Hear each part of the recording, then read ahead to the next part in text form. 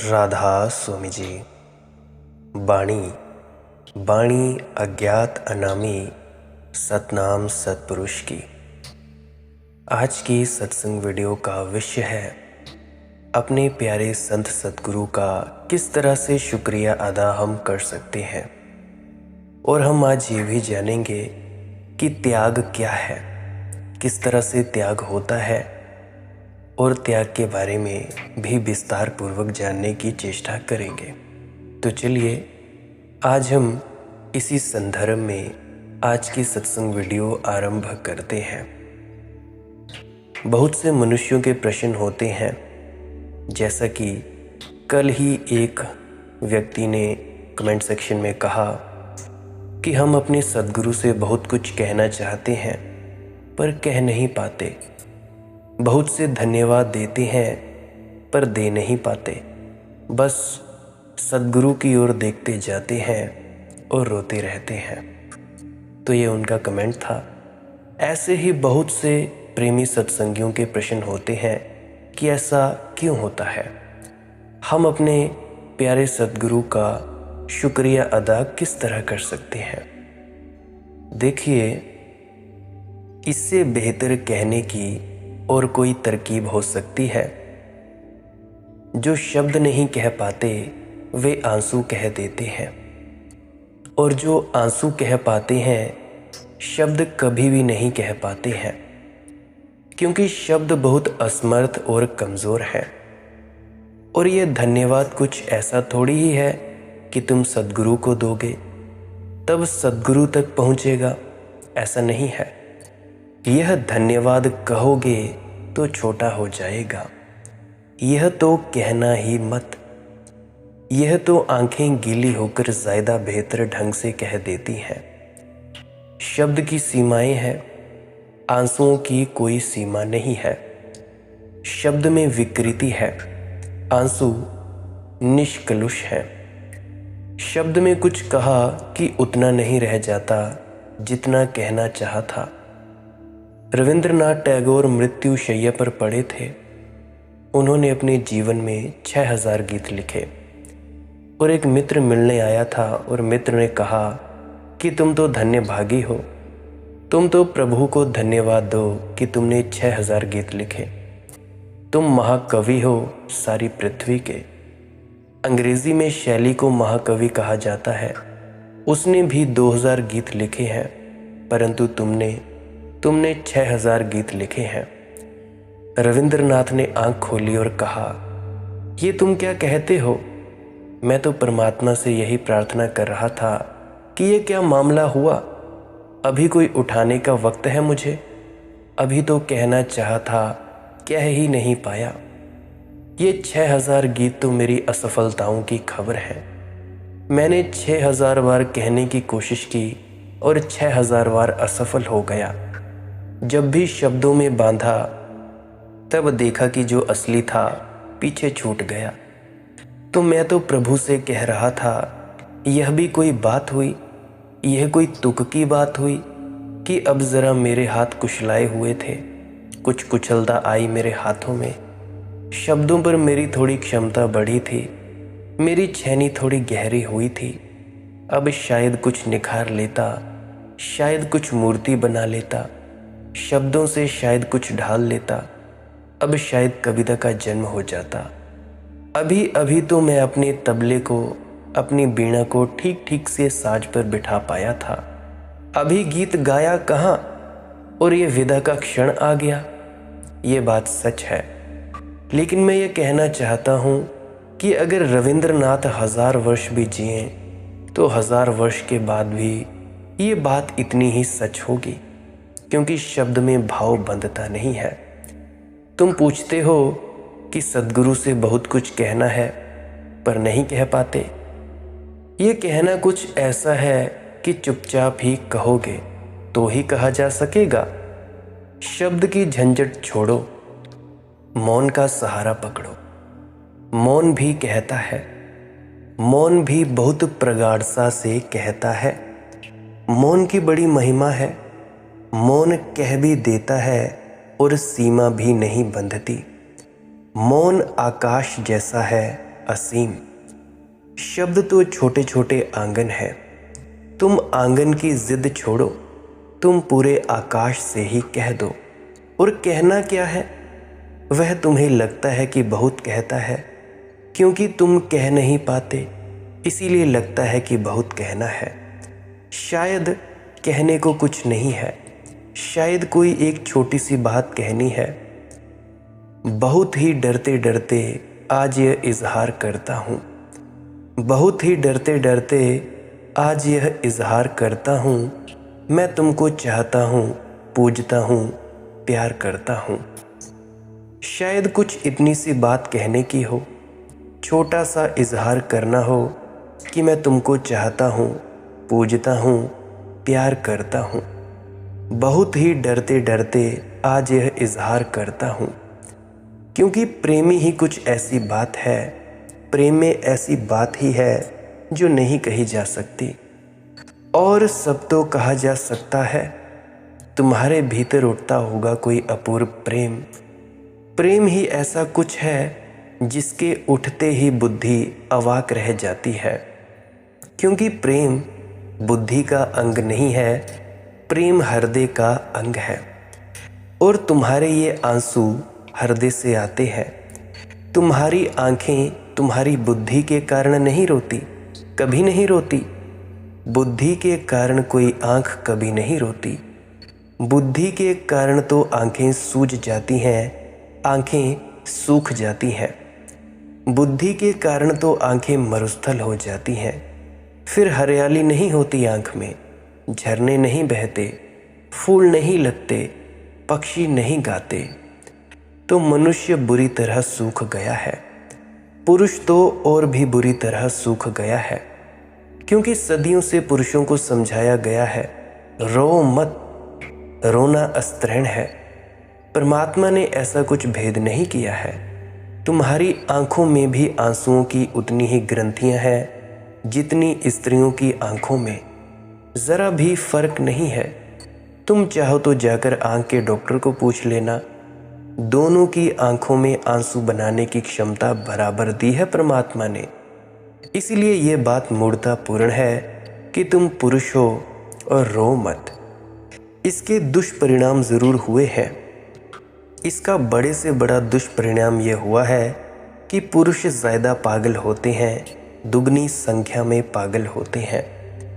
पुरुष ज़्यादा आत्महत्या करते हैं, दुगनी संख्या में आत्महत्या करते हैं।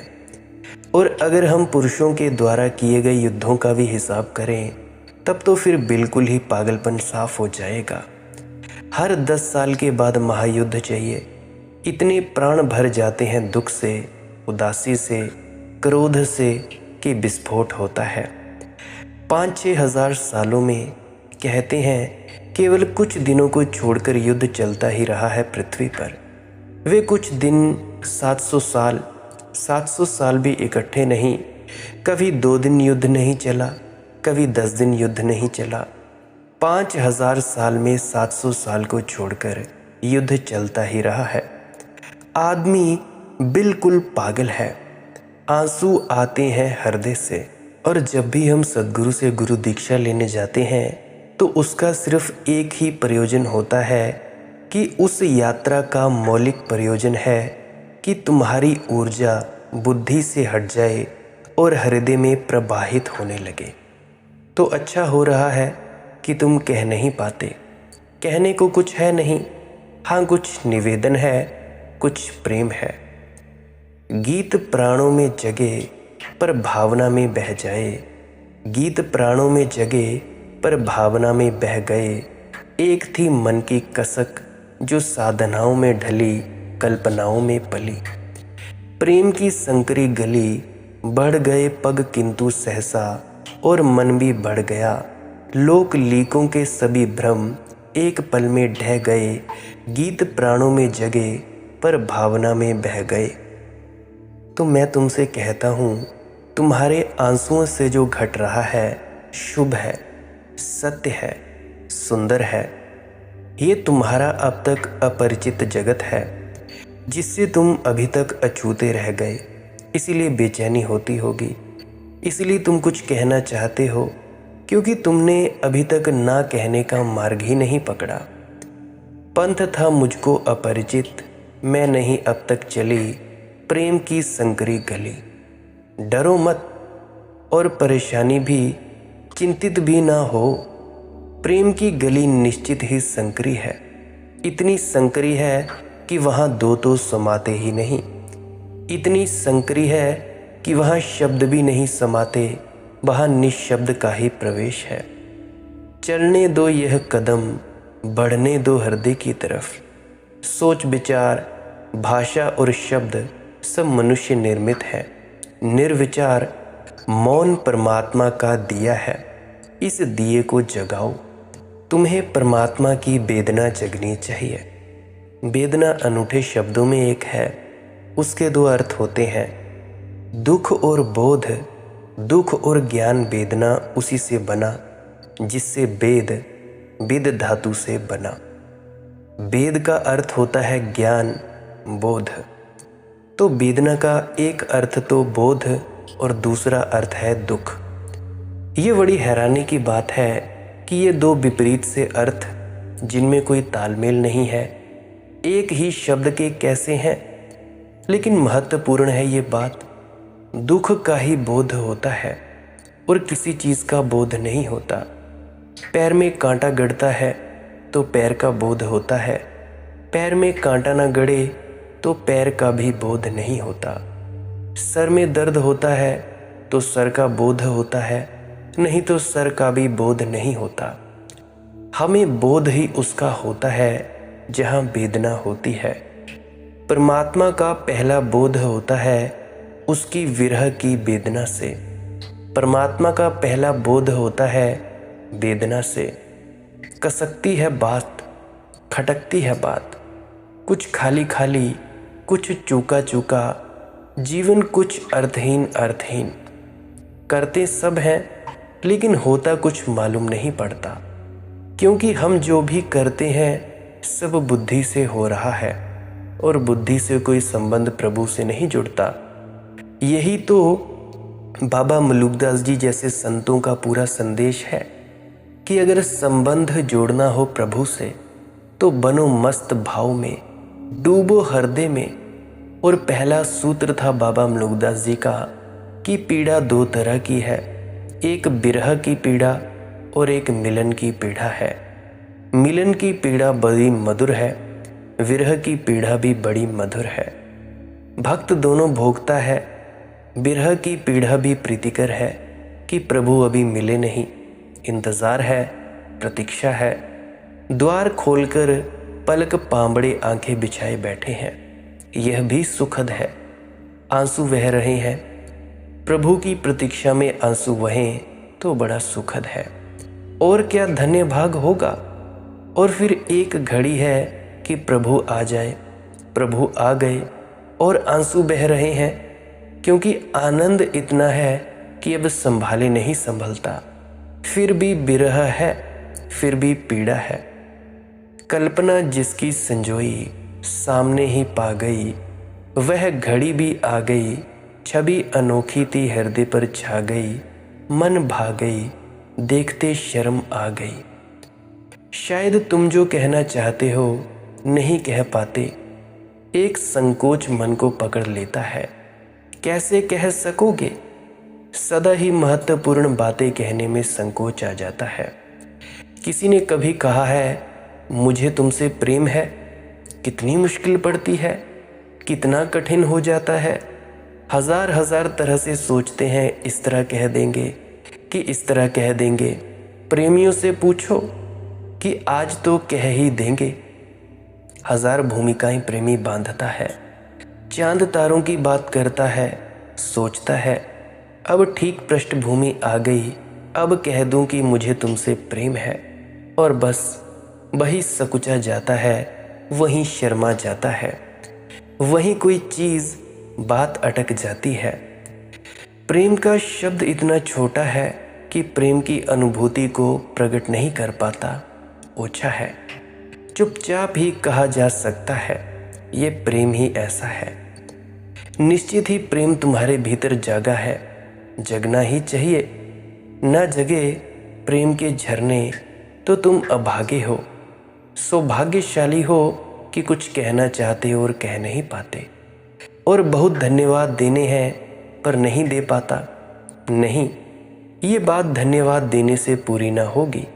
यह तो तुम जो सद्गुरु ने तुम्हें दिया है, जब दूसरों को बांटोगे तभी इसका धन्यवाद पूरा होगा, और कोई उपाय नहीं है। इस ऋण से चुकने का केवल एक ही उपाय है कि जो तुम्हें सद्गुरु दे रहा है उसमें कंजूसी मत करना, उसे रोकना मत अपने भीतर, उसे बहने देना, उसे दूसरों तक जाने देना।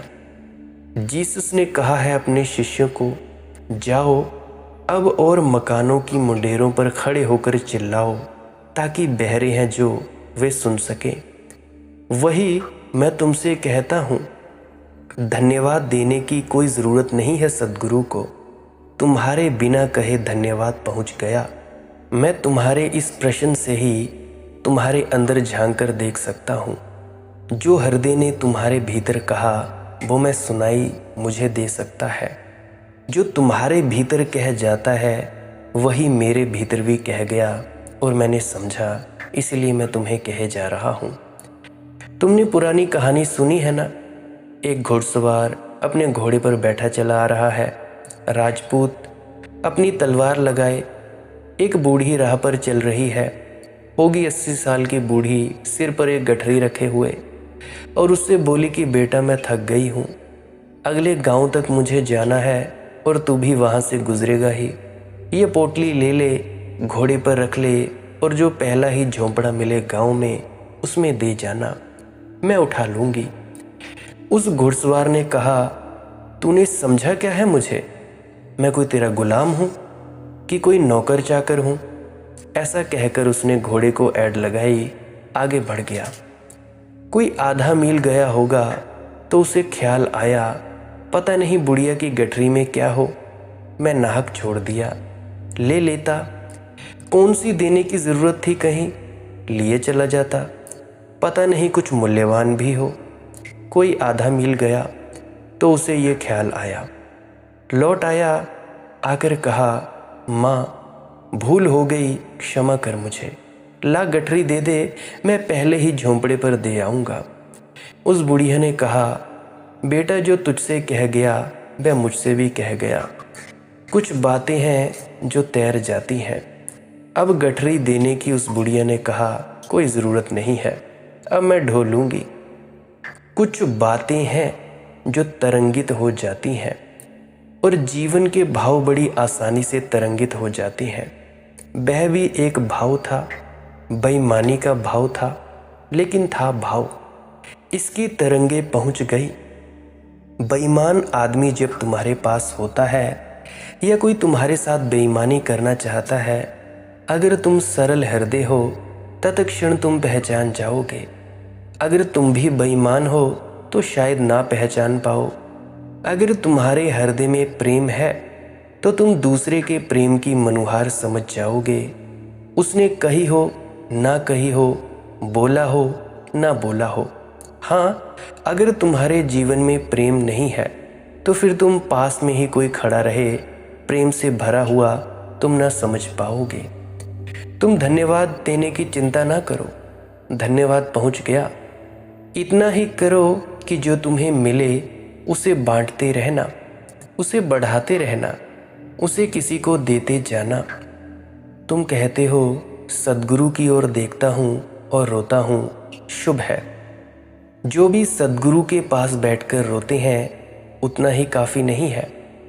जब दूर चले जाओ, अपने गांव लौट जाओ, वहाँ भी कभी कभी आंख बंद करना और सद्गुरु को देखना और रोना। उसे रोने में ही तुम्हारी प्रार्थना के बीज पड़ जाएंगे। कविता है, मैं तुम्हें अपना बनाना चाहता हूँ, अजनबी यह देश, अजनबी यहाँ की हर डगर है। बात मेरी क्या, यहाँ कर एक खुद से बेखबर है। किस तरह मुझको बना ले सेज का सिंदूर कोई, जबकि मुझको ही नहीं पहचानती मेरी नज़र है। आँख में इसमें बसा कर मोहिनी सूरत तुम्हारी, मैं सदा को ही स्वयं को भूल जाना चाहता हूँ। मैं तुम्हें अपना बनाना चाहता हूँ। गुरु के साथ अपने को जोड़ लेना पहला कदम है परमात्मा की तरफ जाने के लिए।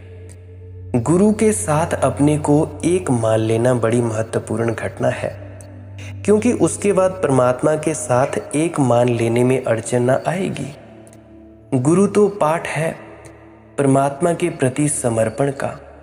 जाना तो परमात्मा में है, परंतु गुरु तो दरवाज़ा है। सिखों का शब्द गुरुद्वारा बड़ा सुंदर है। मंदिर का नाम गुरुद्वारा, ठीक। गुरु तो द्वार है, उसमें पार हो जाना है, उस पर अटक नहीं जाना है। इसीलिए सद्गुरु को कोई धन्यवाद देने की ज़रूरत नहीं है। सद्गुरु के प्रति कुछ कहने की भी कोई बात नहीं है। तुम्हें जो कहना हो वह परमात्मा को कह देना। तुम सद्गुरु के पार हो जाओ। कहने को वहाँ भी तुम कुछ ना पाओगे, कुछ भी कहना पाओगे। कहने को कुछ है ही नहीं, कहोगे कैसे? जो कहा जा सके शुद्र है, जो ना कहा जा सके वही विराट है। लाओ त्सु ने कहा है कि जो कहा जा सके वह सत्य नहीं है, जो ना कहा जा सके वही सत्य है। गुरु प्यारी साध संगत जी, अब हम थोड़ा बात करेंगे त्याग के बारे में। त्याग कैसी बात है?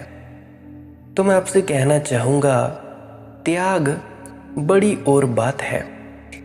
त्याग का मतलब है तुमने देखा कि तुम्हें जितनी ज़रूरत है उससे ज़्यादा ज़रूरत दूसरे की है। तुमने देखा कि इसे रोक रखने में तो कोई भी सार नहीं है, बहुत लोग वंचित रह जाएंगे। तुमने देखा यह धारा तो बहती रहे, यह सबकी है, मेरा इसमें क्या है? हवा सबकी, आकाश सबका, सब सबका है, इसमें मेरा क्या है? तुमने ममत्व न रखा, क्योंकि तुमने देखा कि सब पर सभी मालिक हैं। तुमने मालकियत न रखी प्रेम के कारण, तो तुम्हारी त्याग में एक अनूठी गरिमा है, एक गौरव है। और तब तुम इस त्याग की बात ही ना करोगे, तब तुम्हें इस त्याग का स्मरण भी ना आएगा। यह त्याग तुम्हें अहंकार का आभूषण ना बनेगा। और अगर त्याग अहंकार का आभूषण बन जाए तो चूक गए। तीर चूक गया, निशाना नहीं लगा। त्याग का पता ही जब चलता है जब तुम्हारे अंदर प्रेम का भाव उत्पन्न हो। एक सूफी कथा है, एक सूफी फकीर परमात्मा की प्रार्थना में ऐसा गहरा तल्लीन हो गया कि एक फरिश्ता प्रकट हुआ और उसने कहा कि प्रभु ने मुझे भेजा है, तुम कुछ वरदान मांग लो। उसने कहा, लेकिन मुझे कुछ कमी नहीं है, मुझे जो चाहिए ज़रूरत से ज़्यादा मिला है। उसका प्रेम मेरे प्रति अपार है, धन्यवाद, मुझे कुछ चाहिए नहीं। लेकिन फरिश्ते ने कहा, यह नियम के विपरीत है। जब भगवान किसी को आशीर्वाद देने के लिए भेजता है तो लेना ही पड़ता है। यह तो अपमान हो जाएगा, तुम्हें लेना ही पड़ेगा। तो उसने कहा, बड़ी मुश्किल में डाल दिया, तो तुम ही सुझा दो, क्या लूँ मैं, क्योंकि मुझे याद ही नहीं पड़ता। मेरे पास ज़रूरत से ज़्यादा है, मैं तो बांटता हूँ। उसके प्रेम ने मुझे ऐसा भर दिया है कि मैं बांटता हूँ और बढ़ता जाता हूँ। जो मेरे पास है बांटता रहता हूँ और कभी कुछ कमी नहीं होती। अब तुमने एक अजीब मुश्किल खड़ी कर दी, तो तुम ही बता दो भाई। तो उस फरिश्ते ने कहा कि कुछ भी ऐसी बात मांग लो जिससे दूसरों का भला हो। समझो कि तुम्हारे छूने से कोई बीमार ठीक हो जाए, कि तुम्हारे छूने से कोई सूखा वृक्ष हरा हो जाए। ऐसी कुछ बात मांग लो कि तुम्हारे हाथ में संजीवनी का प्रभाव आ जाए।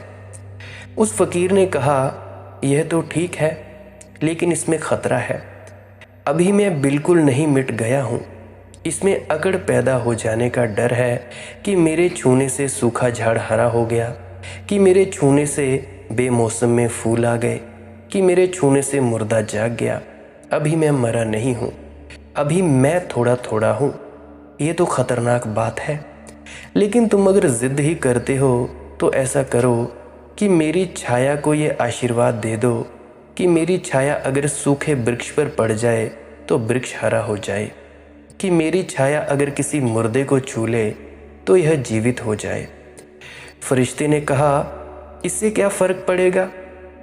उसने कहा, इससे फ़र्क पड़ेगा, बहुत फ़र्क पड़ेगा। मैं पीछे लौटकर कभी देखूंगा ही नहीं, तो छाया से जो होगा छाया जाने, मेरा इससे कुछ संबंध ना जुड़ेगा। और तब कहते हैं, वह फ़कीर भागता रहता था, एक गांव से दूसरे गांव, एक मोहल्ले से दूसरे मोहल्ले, एक आदमी से दूसरे आदमी। और उस फ़कीर ने ज़िंदगी में कभी पीछे लौटकर नहीं देखा। बस वह दौड़ता रहता कि जितने ज़्यादा लोगों को छाया उसकी लग जाए तो कोई बीमार ठीक हो जाए, कोई मुर्दा उठाए, कोई वृक्ष सूखा था हरा हो जाए, कोई पानी का स्रोत सूख गया था तो झरना प्रकट हो जाए। मगर वह भागता रहता था, वह पीछे लौटकर नहीं देखता था, वह कभी एक गांव में नहीं रुकता था, क्योंकि जितने दूर दूर भाग सके और जितने लोगों पर उसकी छाया पड़ जाए उतना ही अच्छा।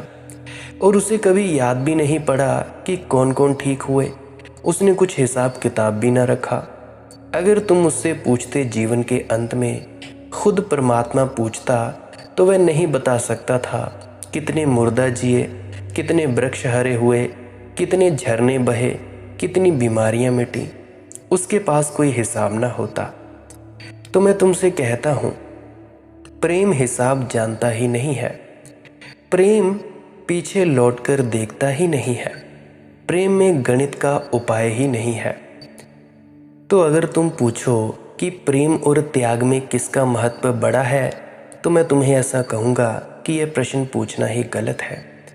प्रेम के पीछे त्याग आता है, त्याग के साथ प्रेम आता है। लेकिन अगर कभी तुम्हारे भीतर ये प्रश्न उठे कि भाई मैं कहाँ से शुरू करूँ, तो मैं तुमसे कहूँगा, प्रेम से शुरू करो, क्योंकि त्याग से शुरू करने में भूल हो जाती है। बहुतों ने तुम्हें यही समझाया है कि त्याग से शुरू करो।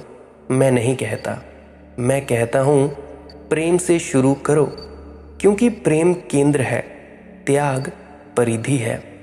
कोई परिधि बिना केंद्र के नहीं होती और कोई केंद्र बिना परिधि के नहीं होता।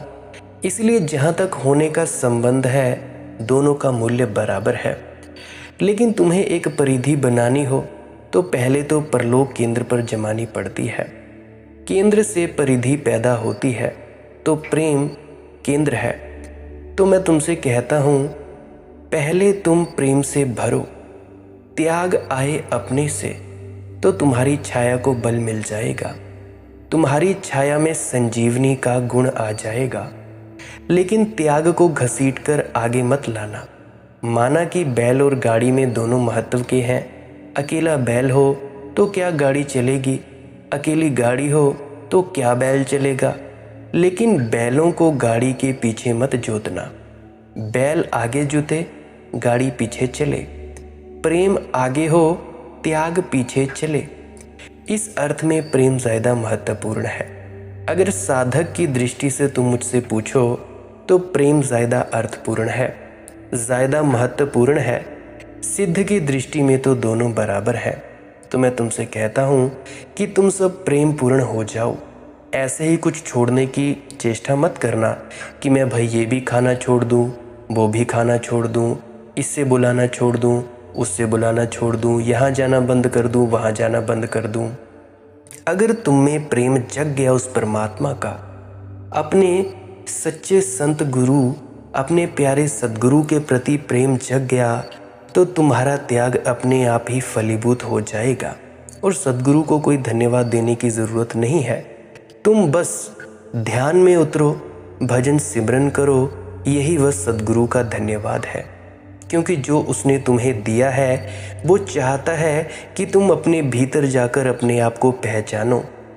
तुम जब अपने आप को पहचान लोगे तभी इसी में ही तुम्हारे सद्गुरु की सच्ची खुशी वसी है। अगर तुम अपने सद्गुरु को खुश देखना चाहते हो, खुश करना चाहते हो, तो कुछ नए करने में उतरो। कुछ ना कैसे किया जाता है? खाली कमरे में बैठ जाओ, अपना आधा पौना घंटे के लिए मोबाइल साइलेंट कर दो या किसी दूसरे कमरे में छोड़ आओ। अपने घर के लोगों को बोल दो कि भाई आधा पौना घंटा मुझे दे दो, मुझसे कोई बुलाने चिल्लाने का नहीं है। दरवाज़ा बंद करो, चुपचाप बैठ जाओ। आंख बंद करनी है तो करो, आंख खुली रखनी है तो खुली रखो, ये आपकी मौज है। ये हुआ कुछ न करना। इससे क्या होगा, आप अपने विचारों का निरीक्षण कर पाएंगे अच्छे तरीके से। विचारों का निरीक्षण करेंगे, आपके अंदर से बाहर विचार निकलेंगे। जब आप विचारों का निरीक्षण करेंगे तो आपको पता लगेगा कि आपके 99.9%, 99.9% विचार हैं वो सब बेकार हैं। बाकी सब विचार गिरते जाएंगे धीरे धीरे धीरे। आधा पौना घंटा कुछ न करने में उतरो। कुछ न करने का मतलब मेरे ख्याल से आप समझ पाए होंगे। इसको दूसरी भाषा में भजन सिमरन कह सकते हैं। शब्द धुन को सुनो, उसकी खुमारी में उतरो। गुरु प्यारी साध संगत जी, आज के लिए बस इतना ही। अगर आप जी का कोई प्रश्न हो तो टेलीग्राम पे सर्च करें मालिक की मौज सत्संग, वहाँ पे आप मैसेज छोड़ दें तो आप वहाँ पे प्रश्न पूछ सकते हैं। कॉल के माध्यम से पूछना हो तो भी आप वहाँ पे मैसेज छोड़ दें, मैं आपको अपना प्राइवेट नंबर दे दूँगा। आप जी कॉल के माध्यम से भी मुझसे प्रश्न पूछ सकते हैं। और मेरी एक विनम्र प्रार्थना है कि अगर आप जी को इस जानकारी से थोड़ा सा भी कुछ सीखने को मिला हो, अगर आपका मन शांत हुआ हो, आपकी भ्रांतियाँ मिटी हों, तो मेरी विनम्र प्रार्थना है कि इस वीडियो को अपने मित्रों तथा परिजनों तक ज़रूर साझा करें। और अगर आपको ये वीडियो समझ ना आई हो तो एक बार नहीं, 5, 7, 10 बार, 20 बार, 40 बार सुने इस वीडियो को। हर वीडियो को बार बार सुने ताकि आपके हृदय में उतर जाए ये शब्द जो मैं कहना चाहता हूँ। आप मेरी दृष्टि से जो मैं अपने शब्दों के ज़रिए कहना चाहता हूँ, आप उस दृष्टि तक पहुँच जाए। मैं जो इशारा करना चाहता हूँ, जिसकी तरफ मैं इशारा करना चाहता हूँ, आप वहाँ तक पहुँच जाएं। इसलिए प्रार्थना है कि इन वीडियोस को बार बार सुने और शेयर ज़रूर कर दिया करें अपने व्हाट्सएप स्टेटस में, ग्रुप्स में, इंस्टाग्राम, टेलीग्राम, जहाँ पे भी शेयर करना हो कर दें। कोई सुने चाहे ना सुने, इसकी आपने चिंता नहीं लेनी है। आपका बस कर्म है शेयर कर देना, बाकी सब काम परमात्मा अपने आप कर लेगा। और अगर आप जी सब्सक्राइब करने में विश्वास रखते हैं इस चैनल को तो कर सकते हैं, अन्यथा डेली यूट्यूब पे सर्च कर लिया करें मालिक की मौज सत्संग। जो भी नया सत्संग डला होगा सुबह 6 बजे से लेकर शाम के 6 बजे तक आप जी को मिल जाएगा। अगर कभी ना मिले तो आपसे प्रार्थना है कि पुराने सत्संगों को अवश्य सुने। क्या पता किसी पुराने सत्संग में आपके किसी प्रश्न का जवाब दिया गया हो, आपकी जो फंसी हुई घुंडी हो वो निकल गई हो। तो मेरी प्रार्थना है कि पुरानी वीडियोस को अवश्य सुने। उन वीडियोस में भी आपका बहुत फ़ायदा है। 400 के लगभग वीडियोस हैं, तो अगर आप डेली भी सुनोगे एक एक, तब भी आपकी ज़िंदगी तब्दील हो सकती है। सुनने की कला पैदा करें। मैं तो आपसे कहता हूँ बस सुनना है, बोलना कम है या बोलो ही मत। सुनने की कला पैदा करो, एकांत में रहने की पैदा करो, मौन में रहने की कला पैदा करो, अकेले रहने की कला पैदा करो, कुछ ना करने की कला पैदा करो, तभी कुछ हो सकता है। अंत में आपके भीतर बैठे परमात्मा को प्रणाम करता हूँ। मेरा प्रणाम स्वीकार करें। राधा स्वामी जी।